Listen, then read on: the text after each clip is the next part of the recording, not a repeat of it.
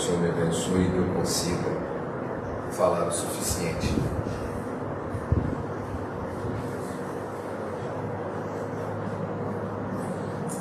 A Mônica já leu o texto base de Lucas 2, de 8 a 20, o texto para qual vamos basear a nossa mensagem, mas a pergunta que nós queremos começar a mensagem é o seguinte: qual o significado do Natal? Qual o sentido do Natal? Pode parecer assim uma pergunta simples, mas eu acho que é muito difícil de alguém encontrar uma resposta direta. Por quê? Basta ver como ele está sendo comemorado. O Natal é uma árvore de Natal cheia de bolinha brilhante e, de preferência, presentes em volta. O Natal pode ser o Papai Noel sentado ali no shopping. A minha netinha mais nova não deu a mínima. O Papai Noel se recusou a sentar no colo dele. Ela já está ungida já desde pequeno. Mas o Papai Noel é o show, é o Natal. O que é o Natal? O que representa? Nos filmes que nós vemos, que é cheio da influência da cultura americana, se fala do espírito de Natal. O que é o espírito de Natal? É paz, é perdão, é família. Isso é o Natal? É isso o Natal mesmo? Eu revi na internet essa semana, é lógico, cheio de informações para tirar o nosso pensamento do caminho certo, né? Diz assim: o Natal nunca foi dia 25 de dezembro. Isso é falso. Você está sendo enganado. Claro, você está sendo enganado. Olha, quem escreveu essa informação, faço questão de não saber quem é, não vou perder meu tempo com isso.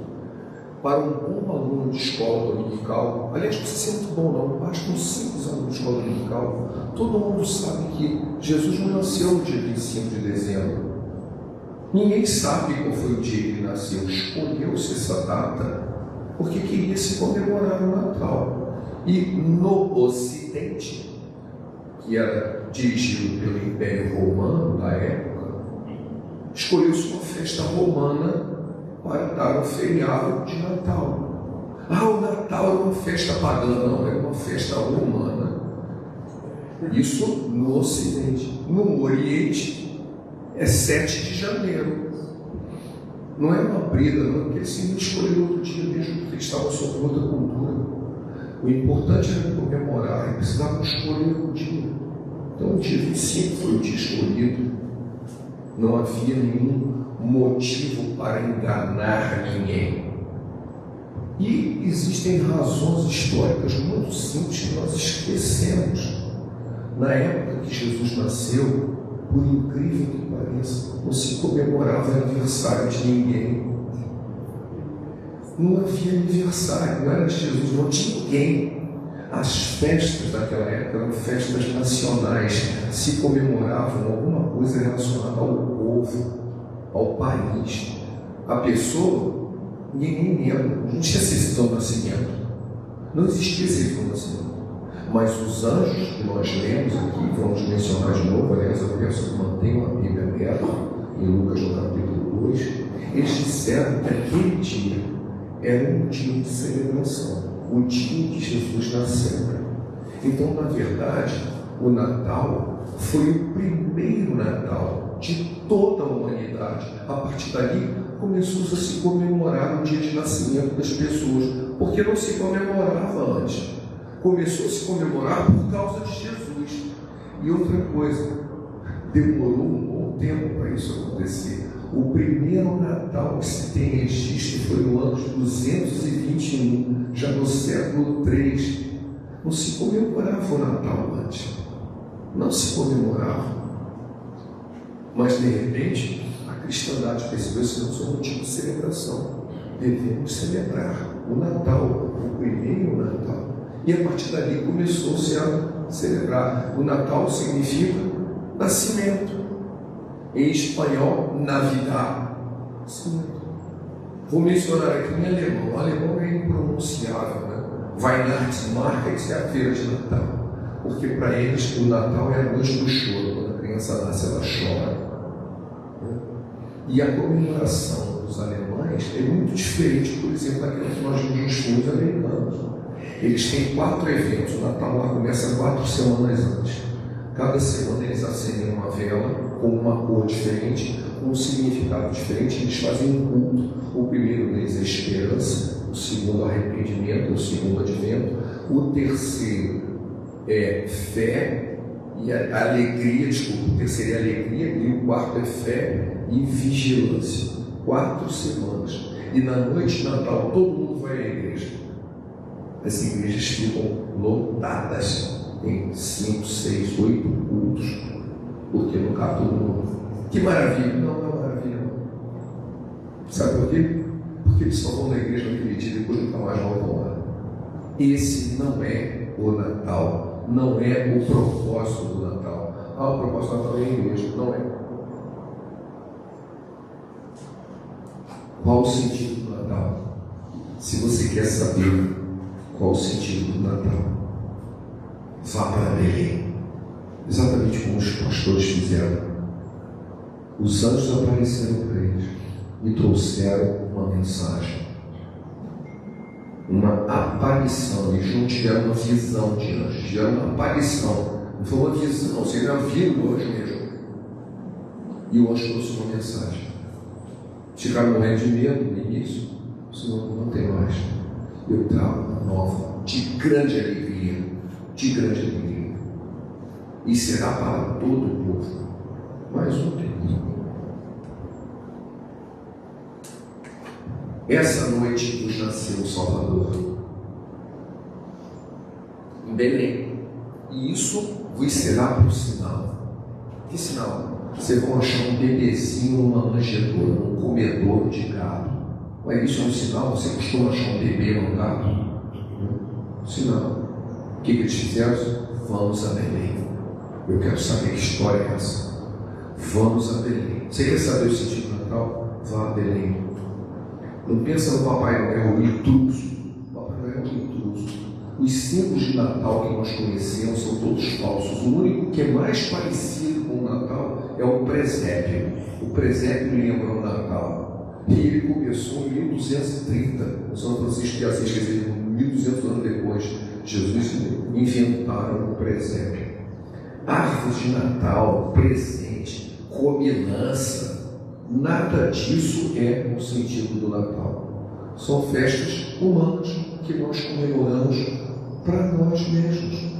Mas a comemoração do Natal é o aniversário de Jesus. Eu ouvi uma vez um pastor falando uma coisa muito óbvia.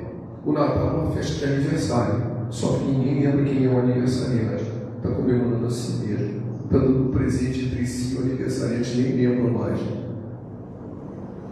Mas é isso mesmo, porque as pessoas perderam o sentido do Natal. Não é simplesmente porque esqueceram, mas existe uma estratégia demoníaca por trás disso, para tirar os nossos olhos daquilo que a gente devia estar vendo. Nós precisamos ir a Belém. Nós precisamos ir a Belém, ver o que o Senhor nos fez saber. Esse é o versículo 17. O versículo 17 diz isso. Capítulo 2. Não é o versículo 17, desculpa.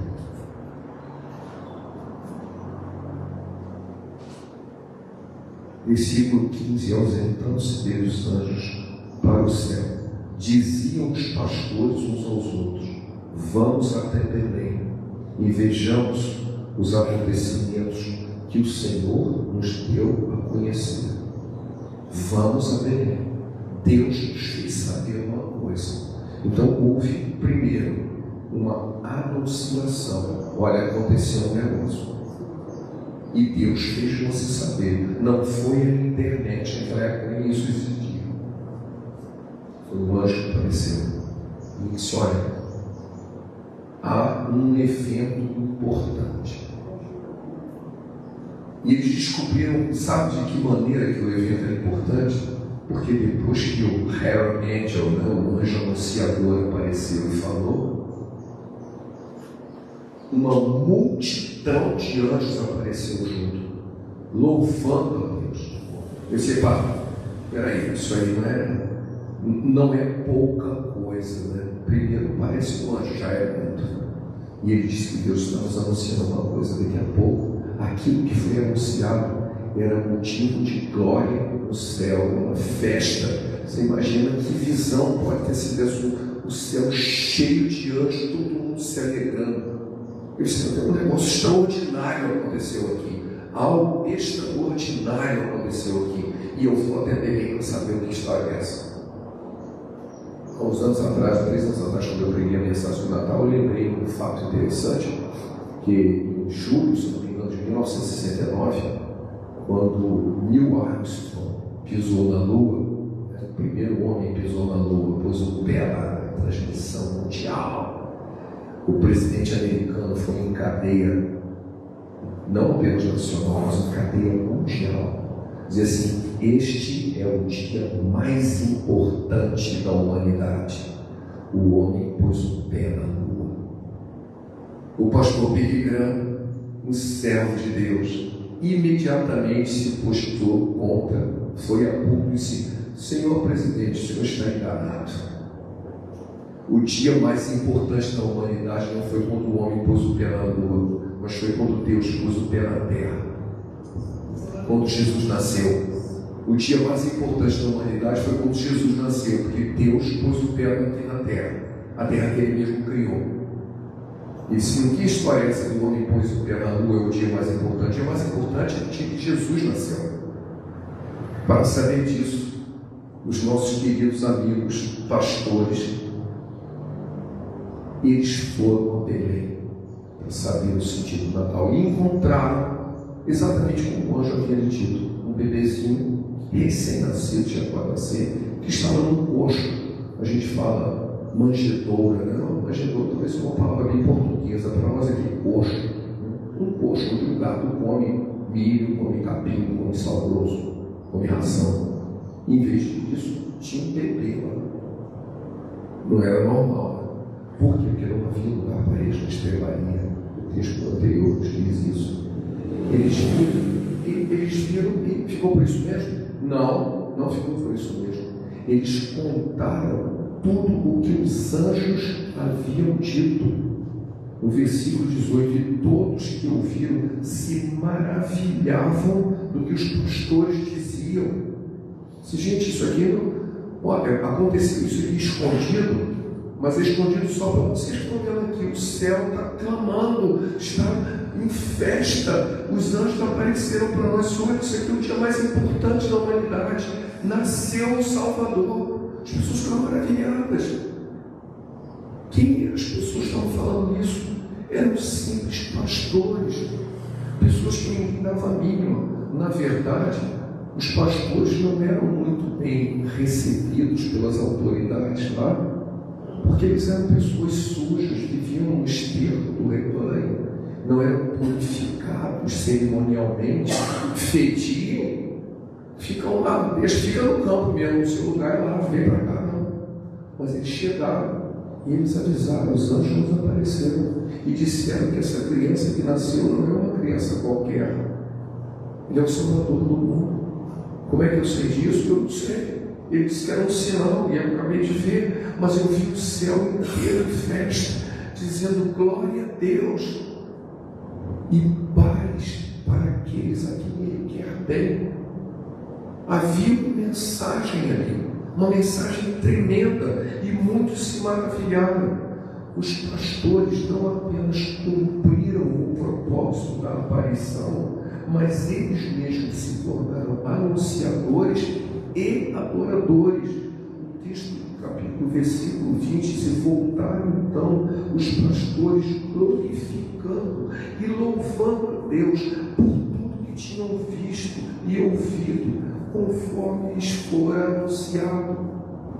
Eles estavam anunciando algo que eles tinham ouvido e agora eles tinham visto. Eles eram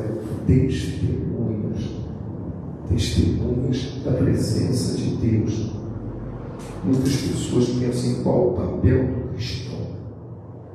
Alguns dizem, você, como cristão, você tem que ser o exemplo. Errado.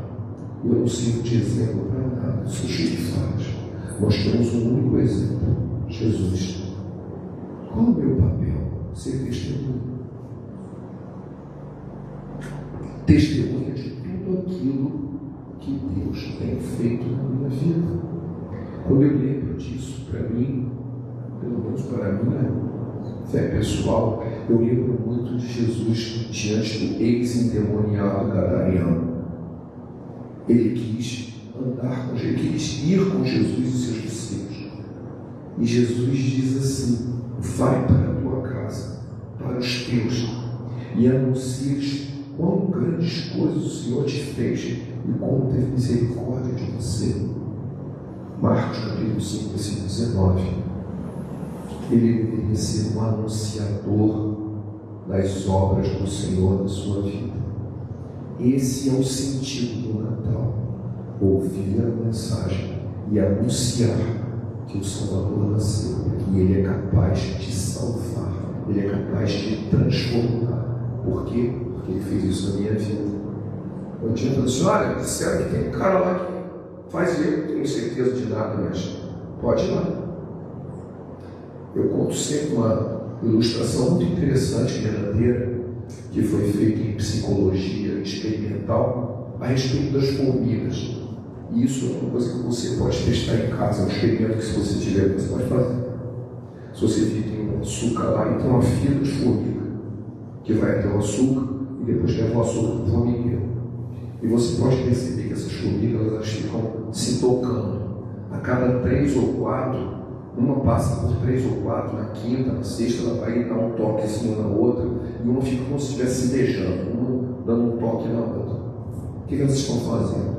Elas estão comunicando o caminho do açúcar umas para as outras. Quem está voltando, comunica para quem está indo a direção do açúcar, para que ela saia do caminho, e assim ela mantém a fila.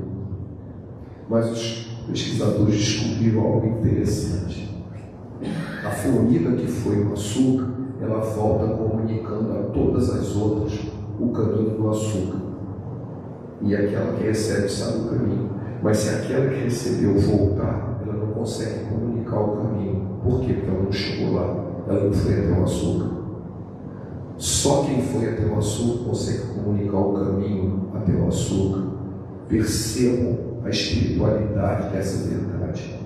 Só quem teve uma experiência com Jesus pode comunicar essa experiência a outra pessoa. O resto é conversa fiada, é retórica. Você só pode comunicar aquilo que você viveu. O resto é fingimento, é falsidade, é auto-engano. Se você teve uma experiência com Jesus, você consegue transferir ela para o outro. Caso contrário, fica só conversa. Eu ouvi dizer, eu ouvi dizer, tá bom, você pode falar, eu ouvi dizer, mas isso não é a verdadeira experiência com Jesus. Os pastores, eles foram até Belém para descobrir essa experiência. Primeiro o anjo falou com eles: o Senhor nos anunciou uma coisa, quero ir ver. Então ele tomou uma atitude e foram até Belém. Ir a Belém é uma atitude de fé. O anjo me disse um negócio e eu quero ver se é verdade. Chegou lá, era verdade. Qual foi a novo passo? Agora eu vou louvar a Deus e vou transmitir a mensagem para os outros. Esse é o sentido do Natal, o testemunho de que o Salvador nasceu. E Ele é capaz de salvar e é capaz de transformar. Quem vai a Belém não volta como foi. O Natal de comemorações que você tem aqui, que o cara vai à igreja no dia de Natal e depois nunca mais volta lá. Isso não é a vida Belém. O Natal de encher a pança, eu acabei de ver enquanto estava esperando o culto, estava lendo com uma avó assim: eu quero comemorar o Natal, mas não quero meus netos perto de mim. Eu sei como assim, eu fui olhar lá, ela tem um monte de neto, e ela fazia uma combinância, e cada um queria uma comida diferente, aí estava muito trabalho. Eu tenho uma dieta, um é vegetariano, o outro não é. Você quer saber da coisa que não precisa aparecer, não. Quer dizer, nem mais a festa de combinância quer dar um trabalho. Sabe por quê? Porque esse não é o Natal. Ela não foi a Belém, esse não é o Natal. Natal não tinha comida nenhuma. Esse não é o Natal. Ela estava cansada, eu quero festejar o Natal, mas não quero mesmo me dar um trabalho. É claro, porque esse não é o Natal. Natal para ter trabalho, Natal para ter combinância, para no dia seguinte estar fazendo dieta de novo, então tomando algum remédio que passou mal, comeu demais. E essa não é a ida, Belém. Nós também vivemos um tempo, isso é muito fácil de entender, né? Não precisa nem ligar mais a televisão, basta deixar o celular ligado. Só chega notícia ruim, de todos os sentidos. Acabei de receber uma notícia de que houve um ataque numa feira de Natal na Alemanha. Um saudita pegou um carro, pegou 37 pessoas e matou 5. Boa notícia de Natal, né? Na feira de Natal.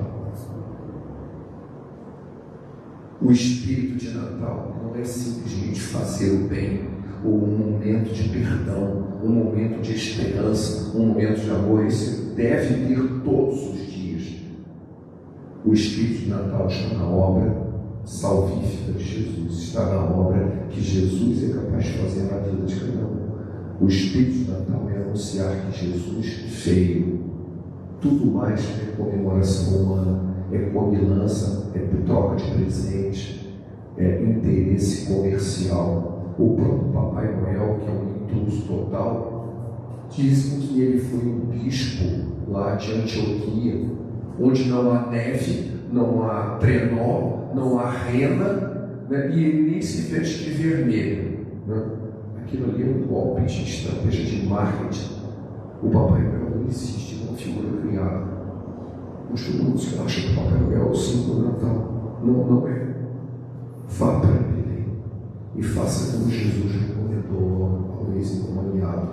Conta o que Jesus fez. Esse é o princípio do Natal. Porque Deus amou o mundo de tal maneira que deu o seu Filho unigênito para que todo aquele que nele crê não pereça, mas tenha vida eterna. O próprio Senhor Jesus nos disse: eu vim ao mundo a fim de que todo aquele que crê em mim não permaneça nas trevas. Se você vai a Belém, você não fica em trevas. Anuncie o verdadeiro Natal. Amém?